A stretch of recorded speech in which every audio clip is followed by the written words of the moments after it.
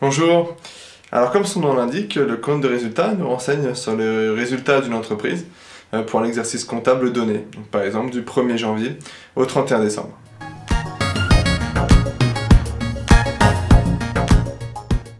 Le compte de résultat et le bilan sont deux états financiers complètement différents.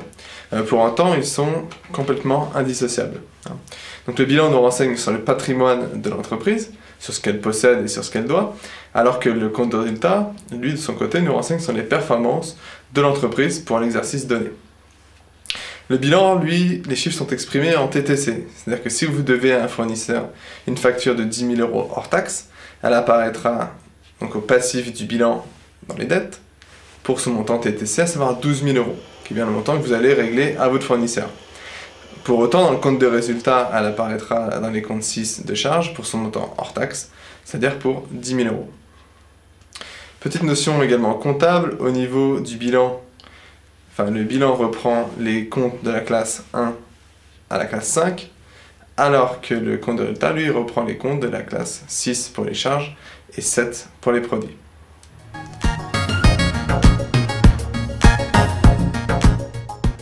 Le compte de résultat de l'entreprise est une représentation des produits et des charges de l'entreprise pour un exercice. Donc ils sont différenciés selon 3 niveaux. L'exploitation, qui concerne toute l'activité courante de l'entreprise.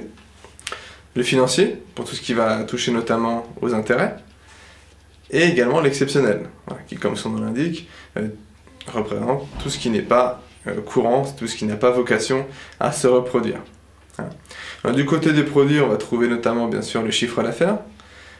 Également, on va trouver des produits de cession d'actifs. Quand vous vendez une immobilisation, le produit de cession de l'actif, de l'immobilisation, se trouvera dans les produits exceptionnels.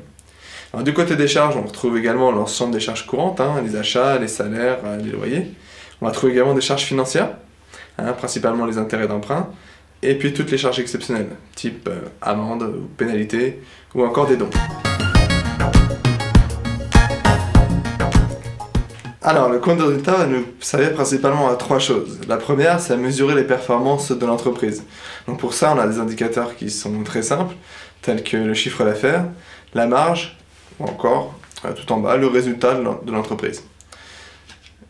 Alors le compte de résultat va aussi nous permettre de comparer la structure de l'entreprise avec celle d'une autre entreprise du même secteur.